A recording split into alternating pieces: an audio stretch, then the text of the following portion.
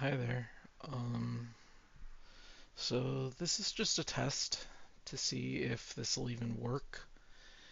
And so far it looks like it is, but you never know.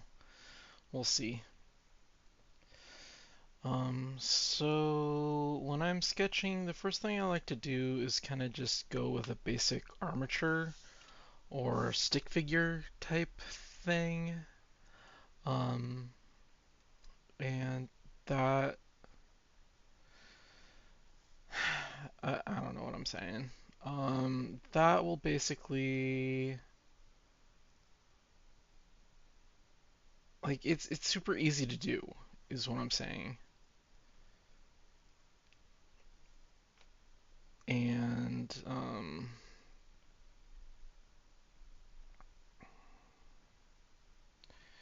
once you have like the basic stick figure, then you can start filling out like three-dimensional shapes on top of that.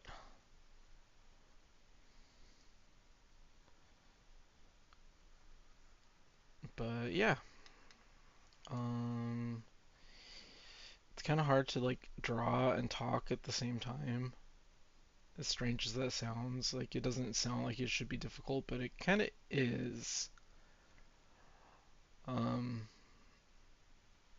yeah, I don't know how to explain like why it's difficult, but it's just kind of like using a different part of your brain, I guess. I don't know. This neck seems a little long, so I'm just gonna cheat and fuck, I'm drawing on the background layer. Okay, I'm gonna show you a trick that I learned to um, fix this. If you're drawing on the background layer, you can just select your art. Well, let's do it this way.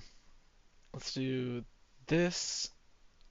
So that's the magic wand tool that just selects, you know, whatever. And then I hold Control Shift I and it inverts that. So now,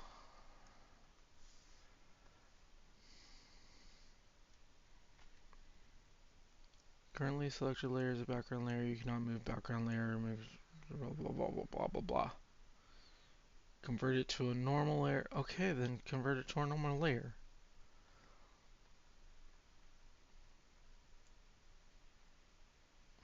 Kind of what I wanted to do to begin with, but that doesn't really explain what I was trying to do. Anyway, let's Control Z that, and now we're on the background, and what I'm going to do is cut this, and you'll see that it leaves the like um, basically the background of the background, if that makes any sense, like the canvas behind the canvas color. And I like using a gray canvas as my background just because like white kind of hurts my eyes after a while. It's super bright. Plus, you can't really like determine your values that well when you're starting with white. It's kind of like I don't know. I like to start with a very see. I'm in the like the middle neutral grays. Um.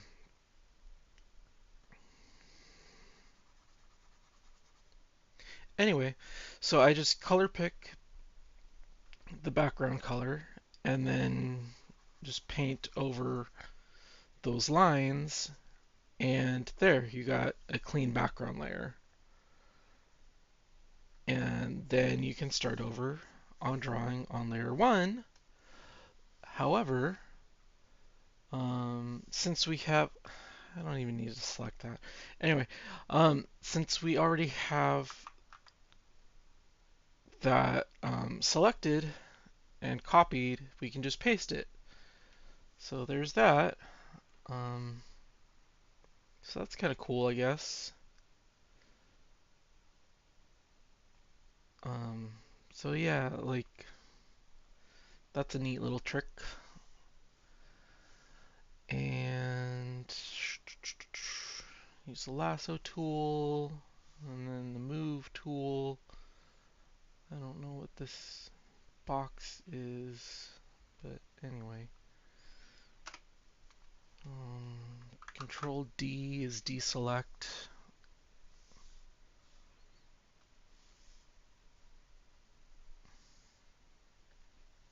For some reason it makes you pick the layer sometimes after you've done like moving objects around. I don't know. It's kind of weird. Um, so let's see. At this point, let's put some arms. Oh yeah, black. Let's put some shoulders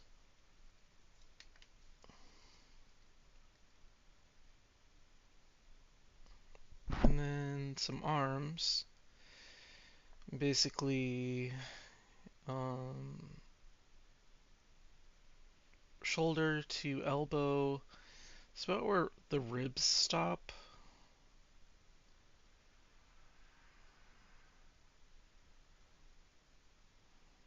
It's a little high.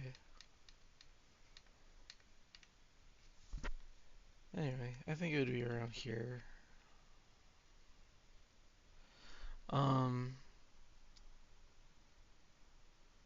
and then the forearm is pretty much the same length.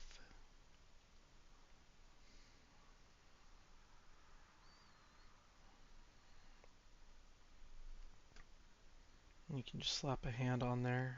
I like to use a little like trapezoid shape and kind of a triangle for the thumb, and then clean that up once I'm ready to. Um, but you can see that already kind of shows a basic outline of the hand. So let's do this arm, just kind of hanging there.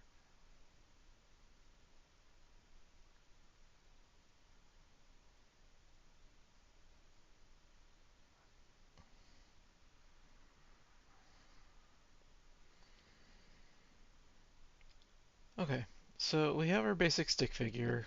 Now, what I'm going to suggest we do is draw 3D shapes for some of the main body parts. And I don't mean like literal anatomical figures, I just mean like the chest, the hips, the torso, that kind of thing. Not like, oh, we're going to do the pelvis and specifically draw out the pelvis. Some people do that kind of stuff, and that's cool, but for me, that's just a little too much. So I I still haven't really found the way I super like to do it yet, but there's two basic ways that I do it. One is boxes, the other is ovals. Oval method kind of takes you like this, and then that's the rib cage basically, and then you kind of draw the butt more or less, um, and the torso. But you see, my problem is those proportions don't really look right to me. It just looks very skinny. Um, I could draw like pectorals and all the muscles and stuff, but it's just it feels like I have to bulk it out. I don't like it. Um, so Control Z a lot. Another thing that I really like doing is drawing boxes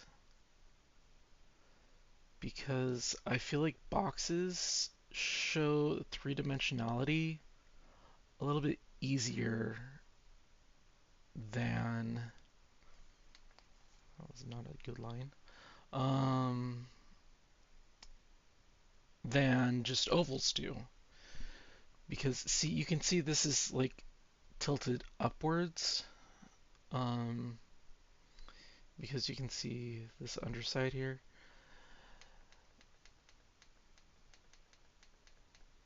And that means that the spine would be coming through basically the center of this mass. And we can imagine that, pectorals go on top and, six pack, blah, blah, blah, goes on top of this box mass. Um, and then we do another box for the hips.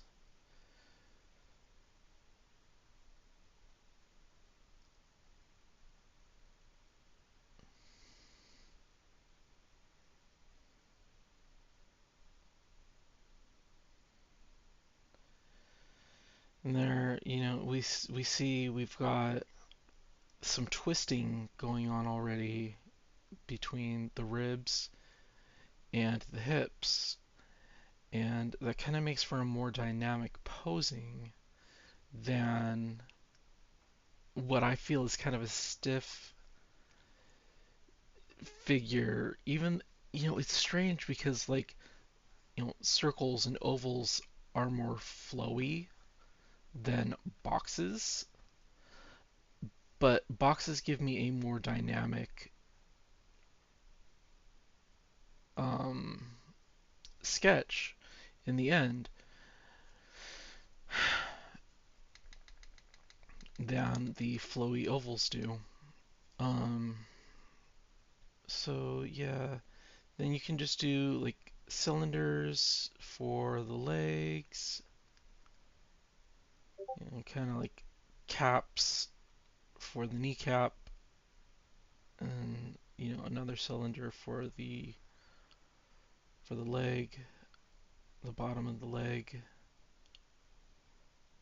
That's way too big, but whatever. We can clean it up. It's just for demonstration anyway.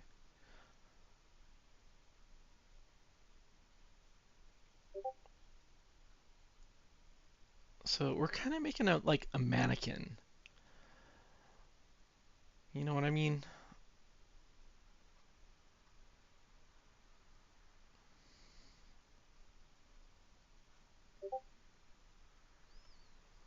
Apparently someone is texting me or messaging me on my computer. Sorry if you can hear that, but I don't really know a way to turn off the messaging sounds. Man, it's a lot of messages. Um, so neck is just another cylinder.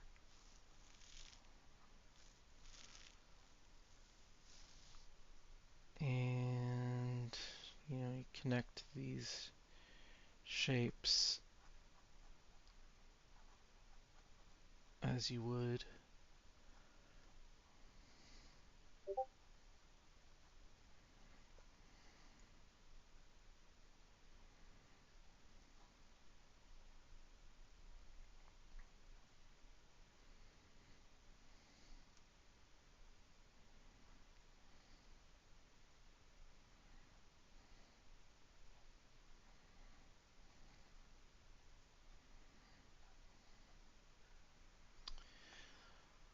And a lot of people draw the tail kind of like poking out of the butt, but I like to draw the tail as an extension of the spine. Um, it just feels more natural to me that way.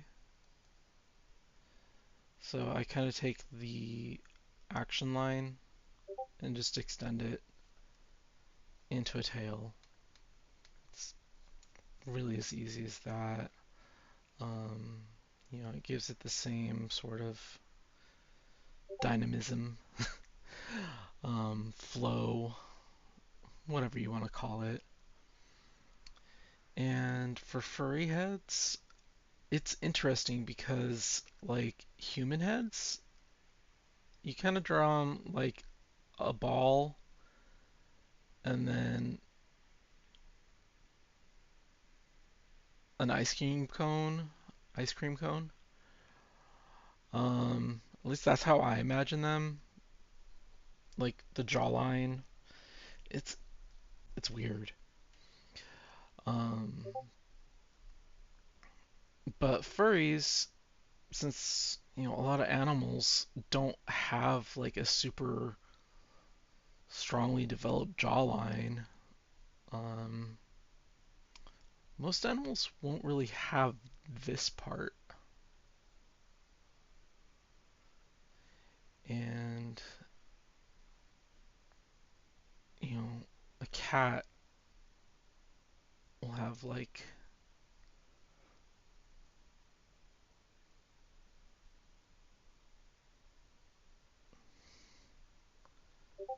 just a small, almost like half of the sphere for a muzzle. Um,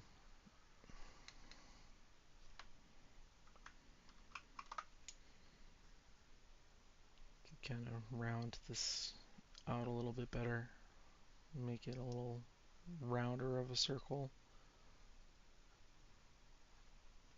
I'm not the best at circles, but yeah, just draw some ears on there.